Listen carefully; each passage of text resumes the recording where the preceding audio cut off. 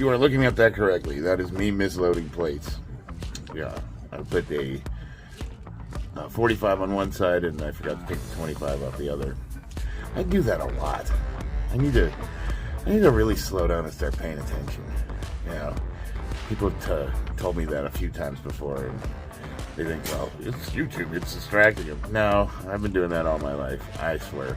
I get really task focused, and I gotta check the details all my life. I trip over stuff. I'm always hitting my shins on things.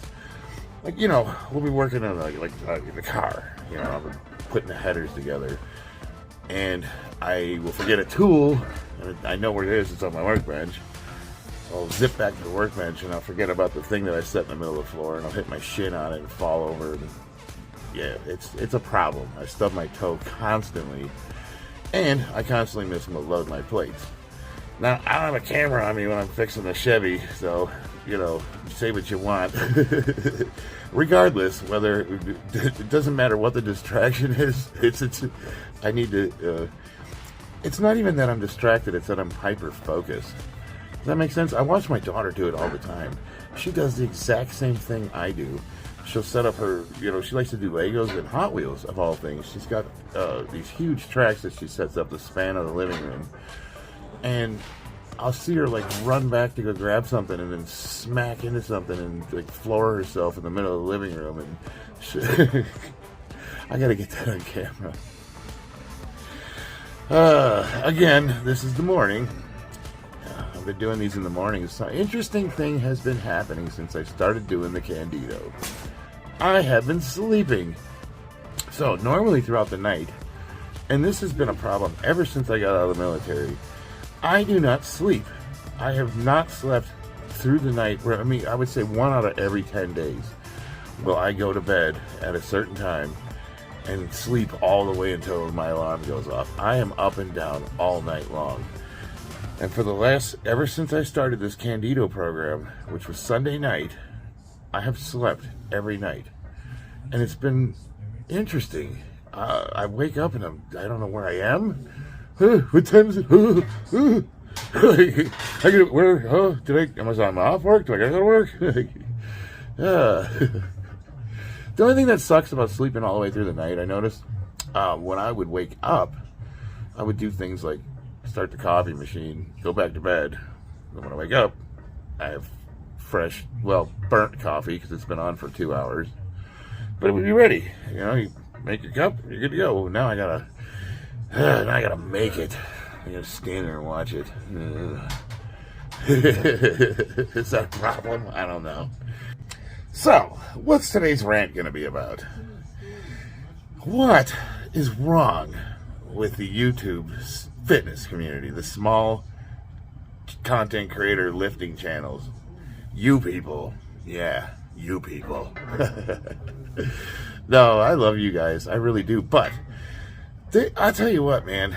Reality and online, it is bizarre. It's been a really bizarre experiment. I belong to a Discord group, and I love these guys. They've been helping me with my lifts, and I think I'm pissing them off. And to you guys directly, I'm totally joking. We were discussing the Larson press, and it's an awesome lift. I'm not gonna say it is a very good lift, and I agree with all you guys on everything you were saying. But I was saying that, like, the first time I saw the Larson press was a bald Omni-Man video about 2 years ago, maybe a little bit longer than that, but it was very recently. It was the first time I'd ever seen it in my entire life, you know. Or I'm sure it's been around a long time, but I never, you know, I've trained at a bunch of gyms with power lifters, serious power lifters, like, you know, we're talking like people that are famous, you know, sponsored lifters, guys that lift at Olympia. I'm the nobody in the corner. Like, I'm lucky I got a gym membership, that kind of get you place. And I've never once seen that. I mean, Eric Spoto trained there. He would do bench seminars on Wednesday nights. I never saw anybody do anything like that. And the first time I saw it, I just noticed that it kind of looked like a paraplegic. You know, the guys, the Special Olympic benchers that strap their legs around the bench and they're kind of just feet are dangling off. And I thought, wow, that looks really retarded. Does that mean it's not effective? No, but it looks stupid. That's my opinion. I think it looks dumb, especially if you're tall. And every time I saw it, it just looks like a guy benching and his legs are just like sticking off like he got in a car accident and his spinal cord's been severed. And that's all I was saying is it looks retarded. Can I say that? Are we allowed to say that word? But look, I was totally joking, and I know you guys can't hear like tone of voice or see a smile when I'm typing. And they're like, "Wow, this guy's..." No, I'm joking. I'm mostly joking. I'm always joking. This right here, this is my normal tone when I'm talking to people. I have a smile on my face, and I'm usually like trying to be low key, a little, what's the word, sarcastic. You know, I'm just playing. I'm having fun. I am that guy. I don't walk around seriously angry or upset all the time at all. But I like to. I just make observations about people, and it just, in my mind, it just cracks me up. Like I feel like life. I'm watching like a comedy show on TV unfold, and I just observe people. And this is not. I'm not talking about online. I'm just talking about in general. My job, literally, is to observe people. So I'm standing on a job site, and I will just kind of post up and just pay attention. I listen to people talk. I listen to the way they interact. I watch them eat. I watch them interact with different people. Different, like, you know, I see the differences of when they're with their friends versus when they're with the people that they're responsible to. I watch the bosses. I was listening to them when they're alone, and then when they go out in the field and talk to people. And I just notice how we evolve and change, and when we do different interactions with people, and it's just all funny to me because I notice how like utterly full of crap we are collectively. There's no one specifically. I mean, as a species, we are just so full of shit. Like, it's so funny because we will just morph ourselves to be whatever group we're in, and like to try to match up to whoever we're talking to. And I just like the amount of lies that I listen to on a daily basis, and people don't think I'm paying attention, and they don't think I remember conversations. We are lying, conniving, manipulative, and it's hilarious to me because, and I love watching people get caught up in it. It's just, to me, it's just like a grand opera, you know. I love it. And same thing with online. I read all the comments, and I sometimes wonder if when guys are coming at me hard, if they think that I'm like typing upset. Oh, you know what I mean? Like, they're like, "Yeah, I got him. He's angry." And I'm usually like,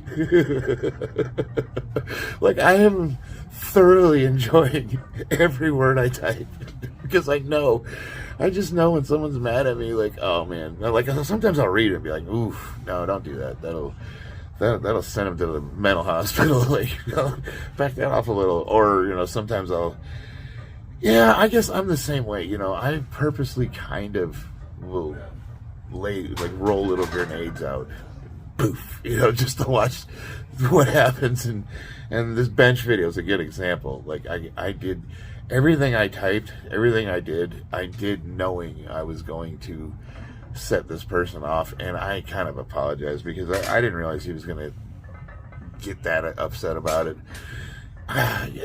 You know, we were talking like, what happened to the good old days? We used to go to this gym, Iron Addicts, here in Vegas, and it was like a family. We'd all meet up at a certain time. Everybody got off work. How's your day going? We'd all set up our little corner. We'd get our bags and our cameras and start getting dressed right there on the floor. And it's funny because powerlifters bring suitcases with them. And it's like, I've seen powerlifters bring gym equipment to the gym. You know, that's how bad it is. They got a suitcase, and you're in a facility that's got millions of dollars worth of equipment, but it's not good enough. You got to bring your own collars, and you got to bring your own, you know, like grips. And it's just like, I watch these guys unpack, and I'm like, are you homeless? Like, how many changes of clothes you got in there? And then we do our thing. We take our. It's like you hear Mr. Rogers playing in your head, and he sits down, he takes his shoes off, and he puts his lifting shoes on. Howdy, neighbor. You know, like, we're all getting dressed. I've seen guys bring their lunch bags to work. Like, this guy's got a cooler, and he's got a 3-course meal in it. And during lifting, he just goes back and gets like a sandwich, and he's spreading it out on the reverse hyper and using it like a picnic table. Oh man, we are awesome. I love it. Like if you go to any small commercial gym, you'll usually find a couple power lifters, and they're usually in the little corner back where they have, like, if they do have a deadlift platform or the squat racks. And they're the weirdos that are throwing weights around, and everybody's like, what are these guys doing? But if you go to a powerlifting gym, or like in Vegas, there's 3 or 4 gyms that are dedicated to lifting. There's Brandon Allen's gym. I think his is, what is his called? Filthy Power. And you go up there, and it's like, those are all sponsored. He's got a team, and he's been one of the top lifters in the USPA for a long time, and he's pretty famous. And then you got our gym, Iron Addicts, and that's run by CT Fletcher, or was run by CT Fletcher. I don't know what happened to it when COVID shut the gym down, and I don't know if they moved. It was really a shame, man. It was a really cool place. You go in there, and you'd have nothing but powerlifters and serious bodybuilders, and everybody would have their little cliques. In one corner, I called it the Stephanies, and they were the fancy people. There was like Steph Cohen, and there was 2 girls named Stephanie, and they were like top in the world, and they were awesome. And they weighed like a normal woman's weight. Like my wife, 135, and they're all deadlifting 5 plates. And at the time, I'm like amazed by this. I was watching this little girl pick up more than I could. I'm like, wow. But they were kind of stuck up, they had their little clique. You couldn't really get close to them, and they had their boyfriends with them, and they were all huge dudes, and we called they were all the PED corner. At the time we were all natural. And then in the middle you had your arm wrestling guys, and these gorillas, these are huge dudes with giant forearms, and they would do like the one arm deadlifts and the grip stuff, and they had their weird arm contraptions. And I was like watching these guys, like, good lord. It's scary looking guys, but if you had the balls to approach them, they were like the nicest people in the world. They would look all mean and just angry. If you said good morning to them, morning, they'd be like, hey buddy, what are you doing? Come on in. And they're all friendly. Wow. And then, the second you start talking to them, they tell you how you suck as a lifter, and they're like, I've been watching you, you're terrible, you got to do this different. And I'm like, oh, okay, I just wanted to say hi, And then in our corner, we're in the back, we're like the natural lifters, the natty fatties, the guys that are all overweight. They're like, we don't diet, but we call ourselves power lifters to get around it. That was that group. That was my team. Very fun guys. Oh, I love those guys. And we'd be, we're over there just watching everybody trying to figure things out. You don't want to ask anyone for help. You're the only guy in the gym using the leg sled or the T-bar. Everyone else is using that crap for coat racks and stuff. Oh, I miss those days. I really do. I met so many cool people there, and everybody was so welcoming, and like no one would ever like come up to you and be like, "That's all you bench," like that. You just didn't. It was unheard of. Like nobody ever called you out. Can you imagine like you're working out on your bench pressing and you got like say 225 on there, and some guy would walk by and be like, I bench way more than that, and then walks off. Like, that's YouTube. Oh my God. No, everybody was so cool.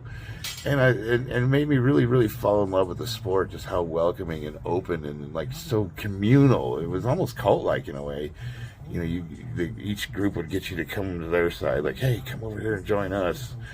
And then you get in with them, and quickly you become almost ideological in your training.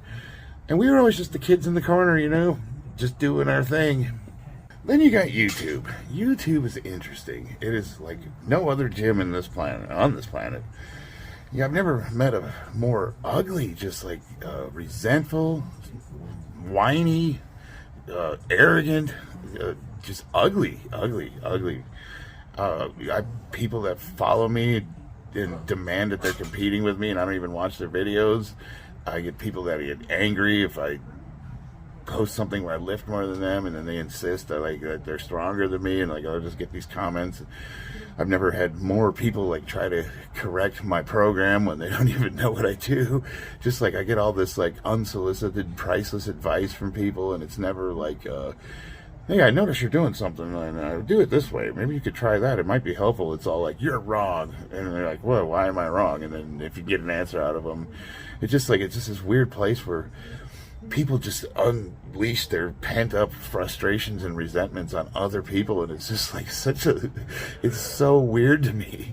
Like, can you imagine? I'd love to do an experiment where I get all these lifters in real life and actually put them in a gym where we all work out together for a day just to see how everybody is in real life. Man, that would be priceless. And then go back and compare them to how they are online, and just kind of show, like, I guarantee you, if you got everybody together face to face in the same room, everybody would be way, way different. I guarantee you. And I don't know. I would like to see people tone it down a little and have some fun. Are you guys even having fun? Are you enjoying what you do? When you go to the gym and you lift, like, what are your motivations? You know, because I've had people, like, they tell me what my motivations are. That's another thing about YouTube is people will tell me about like me. They're like, you need to, like, how do you know? Like, you've never met me. Like, you don't know a thing about me. It's so interesting. I don't know. I watched like this last bench video I did with I don't do names, but he's really become, like, legitimately angry and unhinged, and he's made all these videos that are talking about me, and, like, well, you can go watch them. It's not really worth bringing up, but it's interesting because this entire time I'm like, I hope you realize, like, I'm not thinking about you at all. Like, and I don't mean that to be like, oh, yeah. No, I mean, like, I have stuff to do. Like, this is my interactions online I have people that I'm close to, people that are working with me, and people that I have genuine conversations with. But outside of that, like, I don't have time. I really don't. Yep. And it's not and I have to imagine you don't either. Like, I can't be the busiest guy on YouTube. I work construction. I'm sure a lot of people work construction. I'm in management. There's a lot of people in management. I have a family. There's a lot of people that have families. I'm the average everyday Joe that works 9 to 5, has a couple of kids, and if you're spending any time with your family and you train like I do, like, where do you have the time to just do all this stuff? Imagine these guys are single and they're lonely, and they probably could use some friends in real life, and it's concerning to me. Like, if you watch some of the rants, and you get past the superficial part, there's like real pain in there, and it makes me wonder about mental health. Are these guys doing okay?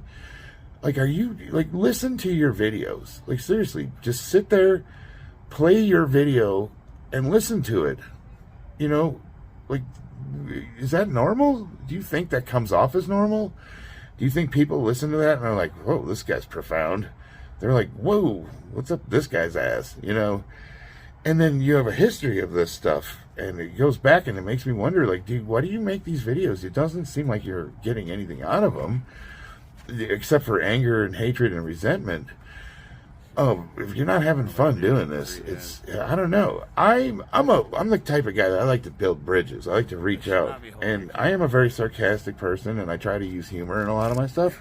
And I do make a lot of smart-ass comments, and I'll generally meet people the way they meet me. So if you come at me weird, I'm going to come back at you with something. But rarely, very rarely, and it happens from time to time, and you see it. If you go back through my videos, you'll find one or two where I did have obvious issues with people, but rarely do I ever take this stuff seriously. When I get offline and I get back with my family or I go back to work, I'm not thinking about this stuff, I've got my scheduled allotted time, and for me lately it's been the mornings to make these videos. I'll spend a little bit of time trying to compile them, putting something together, maybe writing a little outline about what I want to talk about, and then that's it. And then I got another, like, during my lunch breaks, I'll usually hop on and check a couple comments and try to watch a few videos and, be part of the community and post comments back to show support. But other than that, when I'm not doing this, I'm doing real life, and I'm not thinking about this stuff. The guys will tell you, like, when I'm in the groups with the guys that I talk to, I'm very intermittent. I'll usually like talk to him when I have breaks, and then at a certain point at night, I put the phone down, and it's not even in the same room with me. You know, when I'm in the house with my family, my phone isn't with me. It's not in the bedroom with me. I will put it on a charger in the garage, and I will leave it, and I'm not checking it until the morning when I wake up. So I don't know. Maybe collectively we all need to unplug a little bit and get out there and experience real life, because it's just not the same as YouTube. If you're online and this is all you have, this is your life, I can see where that would really affect you over time. You know, because no matter how stand-up, down-to-earth, awesome of a person you are, random people on the internet are vile, and they will take out whatever they have going on whoever they see, that whatever reason, like they'll see something they don't like. And I don't know the reasons behind it, because I'm not that way. I don't just leave random crappy comments on videos. I don't. Even if it's a video I don't like. If it's a video I don't like, I go to the next one. But people do. And if that's all you're seeing is negativity, and you're a negative person, I can see that becoming like a downward spiral type situation. So my message to you guys is, like, make sure that online isn't becoming your reality. Like, don't do that, because this is all fake. This is me talking into a camera off of a really loose outline or a script.